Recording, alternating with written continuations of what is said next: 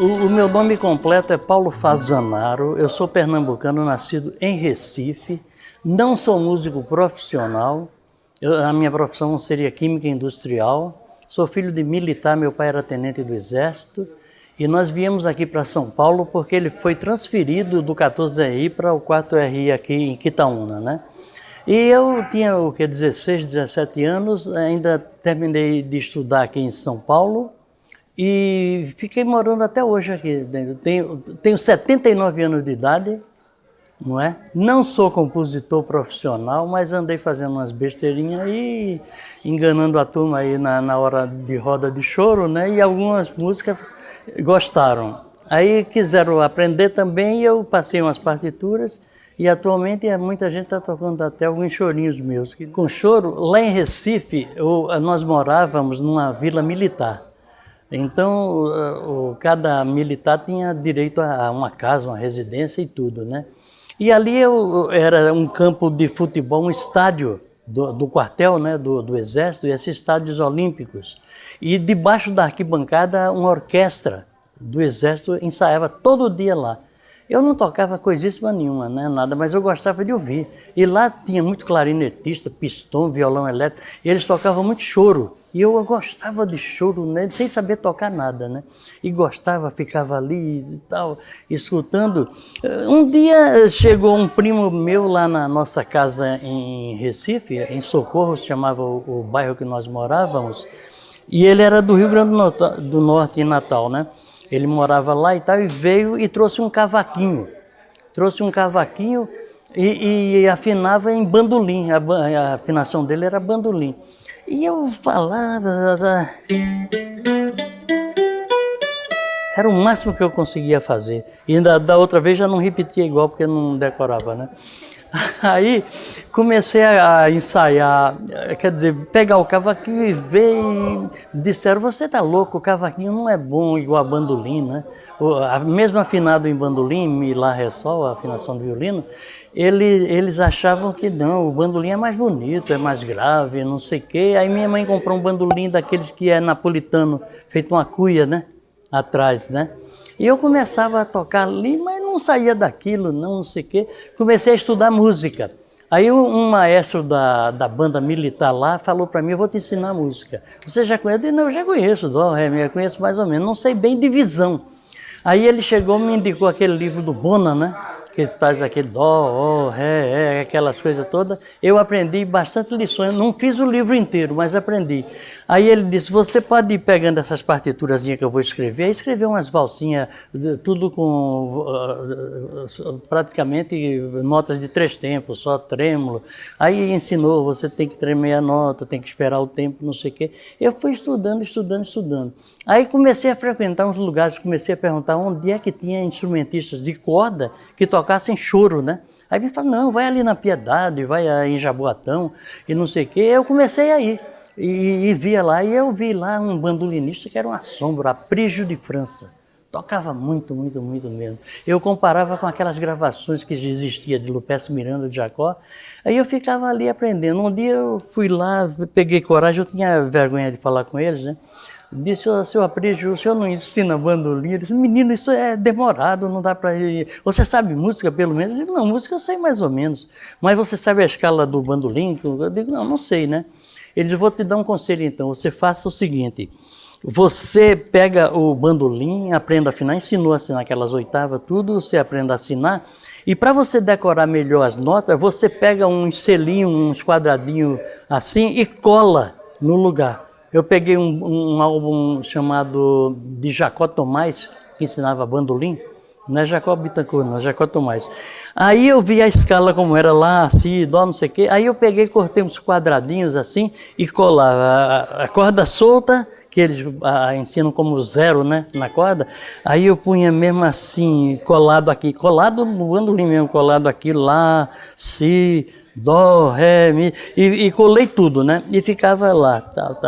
Mas eu não entendia direito a história de bemol e sustenido. Eles, não, bemol é o seguinte, é um meio traste para trás e sustenido na frente. Aí começou a ensinar aquelas coisas de música, por exemplo, o dó sustenido é a mesma coisa do ré bemol.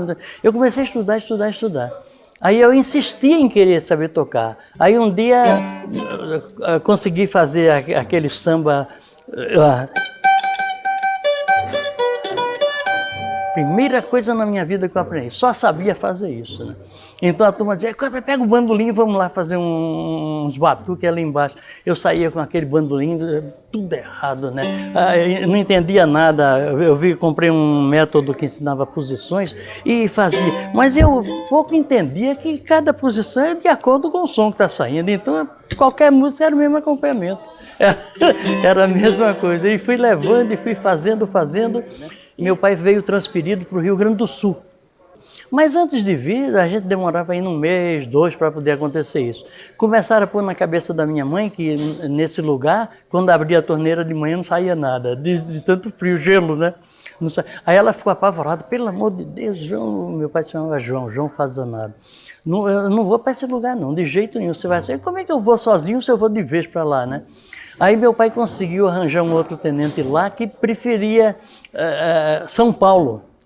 Quer dizer que ele foi escalado para ficar em São Paulo. E como era o mesmo posto do meu pai conseguiu convencendo, você vai para o Rio Grande do Sul e eu fico em São Paulo. E nós ficamos em São Paulo, né? Então aí eu cheguei aqui, fiquei aqui, continuei estudando aqui, eu ainda estava fazendo o primeiro científico. Você não sabe o que é, hoje em dia não existe, né? Primeiro científico. Depois do ginasial, aquele primeiro ano, eram 3 anos, primeiro, segundo e terceiro. Eu passei naquilo, depois fiz vestibular para estudar química. Fui estudar no Oswaldo Cruz. E comecei, fui trabalhar na Firmenich. Aí souberam que eu tocava bandolim, quer dizer, para eles eu tocava porque eu não entendi nada, né? Então, não, o Paulo toca bandolim, não sei o quê, na hora do almoço a gente ficava lá tocando, era mais canções italianas, aquela besteira, né? Aí eles me deram licença 2 vezes por mês de eu poder viajar para o Rio de Janeiro, sem prejudicar em nada o emprego, para ir no Museu da Imagem do Som conseguir partituras de música. Aí eu tinha amizade com o Rossini, eu conhecia Rossini já, né? Aí o Rossini conseguiu conversar com o pessoal lá, tem um amigo meu e tal, que tá assim. Aí eu cheguei a trazer mais de 2.000 partituras. Bom, antes disso, deixa eu falar, eu tive o prazer de conhecer Lupécio Miranda, Rossini Ferreira, Valdomiro Santa Clara, que era um grande bandolinista de lá, Severino Santana, era conhecido por Bill, assim conversava com eles, né? E ficava lá e me aconselhava, não, rapaz, assim, não faça, se você puder evitar de não encostar a mão aqui no bandolim, é melhor, o som sai melhor, não sei o quê. E aprendi com eles essas coisas, né? Como é que eu fui entrar no choro, foi da seguinte maneira, eu morava em Quitaúna, e eu pegava aquele bandolim e ficava lá, já tocava alguma coisa, já tocava um pouco de doce de coco. Aprendi essa valsa do Jacó naquela época. Aí o que é que aconteceu? Eu estava na porta, ficava na área assim, aqui era a rua. Passava todo mundo ali. E quem é que passa na rua? Um dia passava todo dia e ficava olhando para mim. Aí um dia foi lá no portão e disse, rapaz, eu vi que você toca um pouco de bandolim. Nós temos um conjunto aqui, ali no lugar chamado 18, que na realidade o nome do lugar é Comandante Sampaio, mas todo mundo conhece por quilômetro 18, porque ele tem 18 quilômetros aqui em São Paulo. Aí eles têm o Lima, tem o José Firmino, tem um pandeirista chamado Neguiça, é o nome do pandeirista. E meu nome é Antenor, era o Antenor, seu Antenor. Ele disse, eu toco lá com ele, eu estou achando que você toca direitinho, rapaz. Vamos fazer o seguinte, amanhã à tarde eu passo aqui, nós vamos na casa do Lima, lá no 18. Aí chegou lá com o bandolim, entramos, bateu palma, entramos lá, aí eu disse, ô seu Lima, não sei o que, tudo bem, fica aí na sala que eu já vou. Aí eu cheguei, fiz um pedaço de Flamengo, aquela coisa lá. Aí o Lima lá do quarto falou, Sol maior, né, Flamengo? Ih, meu Deus do céu, o cara já sabe, olha que besteira, que eu não entendia. O cara já sabe que é Sol maior e que não sei o que. Eu fiquei com medo, eu não vou tocar aqui não, eu não sei tocar. Ele disse, Sol maior, eu sabia, igual nós, né, hoje em dia a gente não sabe, Ré, Mi, Fá, o que é. Aí comecei a tocar, eles gostaram, aí começaram a tocar comigo. Eu comecei a ensaiar Flamengo, brejeiro. Brejeiro a gente tocava em dó.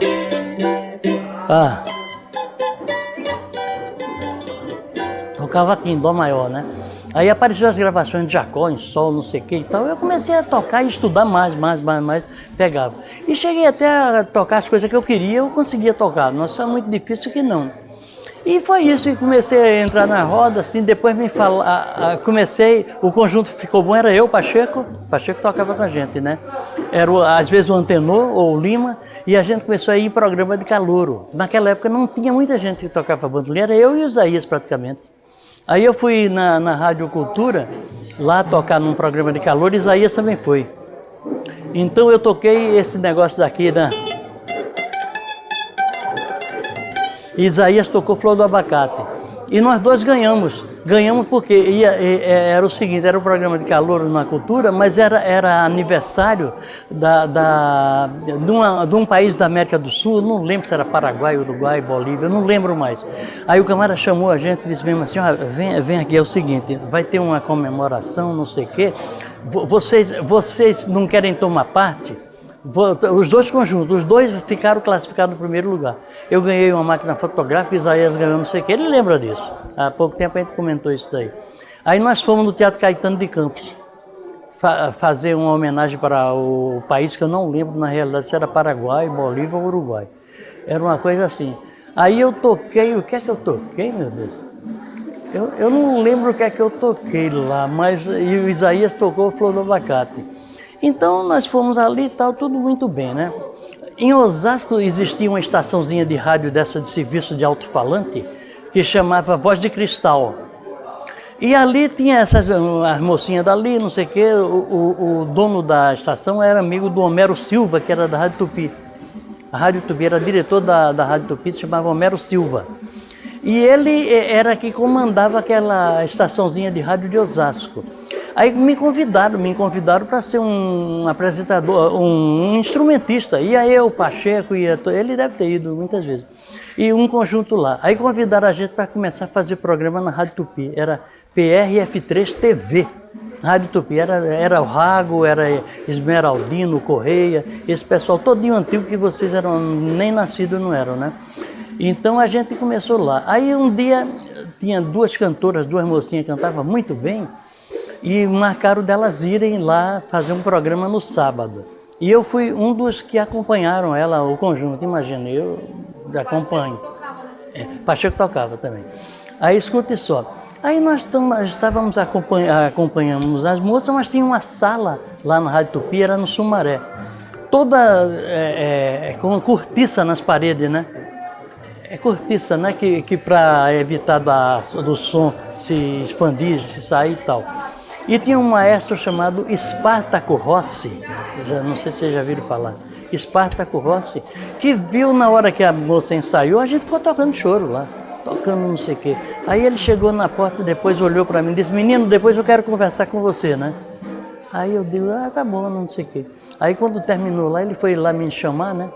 Foi lá me chamar e falou mesmo assim, toca uns 2, 3 chorinhos aí, você toca tal coisa, um era brejeiro. E nessa época era em dó, né? Em dó maior.